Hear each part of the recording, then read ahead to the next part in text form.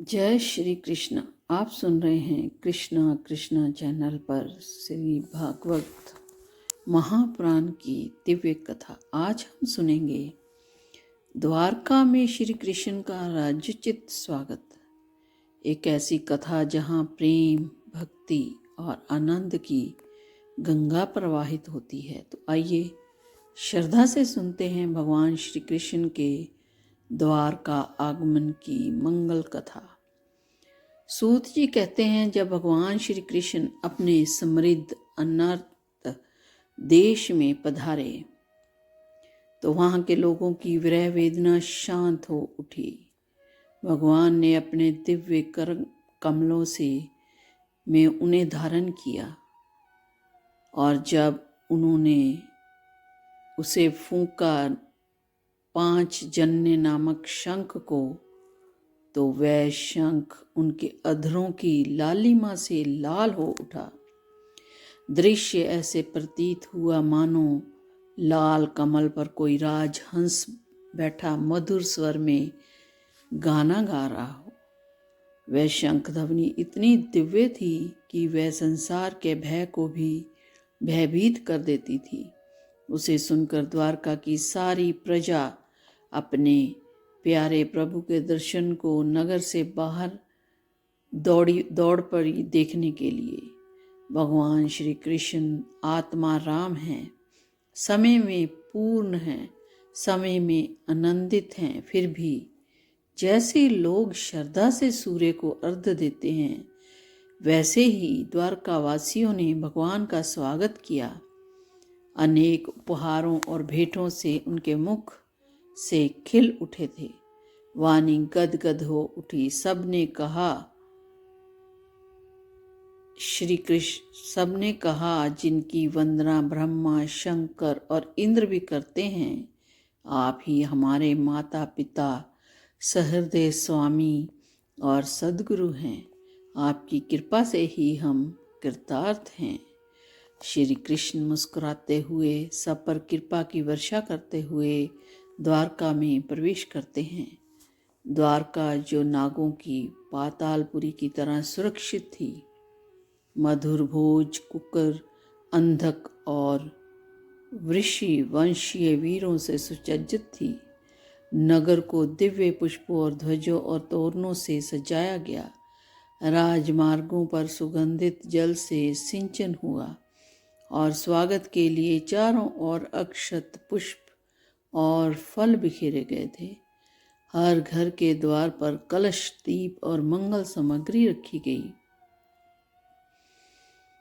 सभी द्वारकावासी हर्ष और उत्साह में झूम उठे जब उग्रसेन, अक्रूर, वासुदेव, बलराम, प्रद्युम्न और चारुदेश और सामने सुना कि हमारे प्रियतम श्री कृष्ण आ रहे हैं, तो उनका हृदय आनंद से भर उठा। उन्होंने सारे काम छोड़ दिए और स्वागत की तैयारी में जुट गए। ब्राह्मणों ने वेद मंत्रों से मंगल पाठ किया। हाथी आगे चल रहे थे और चारों ओर जय श्री कृष्ण के जयकारे गूंज रहे थे। सैकड़ों द्वारका नगनियां, जिनके गालों पर कुंडलों की झिलमिलाहट पड़ रही थी, पालकियों में बैठकर प्रभु के दर्शन को चली। नट, गायक, मागध और सूत प्रभु के चरित्रों का गान करने लगे। जय द्वारकाधीश, जय मुरलीधर, जय श्री कृष्ण नगर के समीप पहुंचे। जब श्री कृष्ण नगर के समीप पहुंचे तो उन्होंने सभी से अलग अलग भाव से मिलना आरंभ किया। किसी को सिर झुकाकर प्रणाम किया, किसी को वाणी से संबोधित किया, किसी को हृदय से लगाया, किसी से हाथ मिलाया और किसी को देखकर मुस्कुरा दिए। किसी को केवल प्रेम भरी दृष्टि से निहारा। जिसकी जैसी इच्छा थी, प्रभु ने उसे वैसा ही वरदान दिया। इस प्रकार भगवान ने सबको संतुष्ट किया और फिर गुरुजनों, ब्राह्मणों और वृद्धों को आशीर्वाद लेकर नगर में प्रवेश किया। द्वारका की स्त्रियां अपने घरों की अटारियों पर चढ़ गई। उनकी आंखों में आनंद के आंसू थे और वे बोली, देखो हमारे श्री कृष्ण लौट आए। और वह सौंदर्य का सागर, करुणा का धाम, प्रेम की मूर्ति, भगवान का वक्षस्थल, मूर्तिमान लक्ष्मी का निवास था। उनका मुखारविंद सौंदर्य सुधा से भरा, मात्र भुजाएं लोकपालों को भी शक्ति देने वाली और चरण कमल भक्तों के आश्रय। द्वारकावासी उन्हें निरंतर निहारते रहे, फिर भी तृप्त ना हुए। भगवान के ऊपर श्वेत वस्त्र धारण किए हुए थे, चारों ओर पुष्प वर्षा हो रही थी। वे पीताम्बर और वनमाला से सुसज्जित थे। उनका रूप ऐसा रहा मानो श्याम मेघ पर एक साथ सूर्य, चंद्र, इंद्रधनुष और बिजली दमक रही हो। सबसे पहले भगवान अपने माता पिता भवन में गए। देवकी और अन्य माताएं उन्हें देखकर भाव विभोर हो उठी। उन्होंने भगवान को गोद में भर लिया और प्रेम के आंसुओं से उनका अभिषेक कर दिया। उनके हृदय से दूध बह निकला और आनंद से वे निशब्द हो गई। फिर भगवान अपने महल में गए, जहाँ उनकी 16,000 पत्नियां निवास करती थी।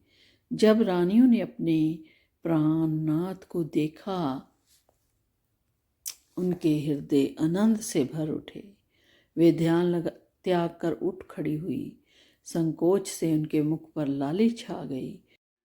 उन्होंने पहले मन से, फिर नेत्रों से और अंत में पुत्रों के बहाने भगवान को आलिंगन किया। उनकी आंखों में प्रेम के आंसू छलक आए। उन्होंने रोकने की बहुत कोशिश की, पर वे ढलक ही गए। यद्यपि श्री कृष्ण सदैव उनके साथ रहते थे, फिर भी उनके चरण हर बार नए लगते थे, क्योंकि प्रभु अनंत हैं। उनका सौंदर्य और माधुर्य कभी समाप्त नहीं होता। और इस प्रकार द्वारका नगरी आनंद और उल्लास में डूब गई।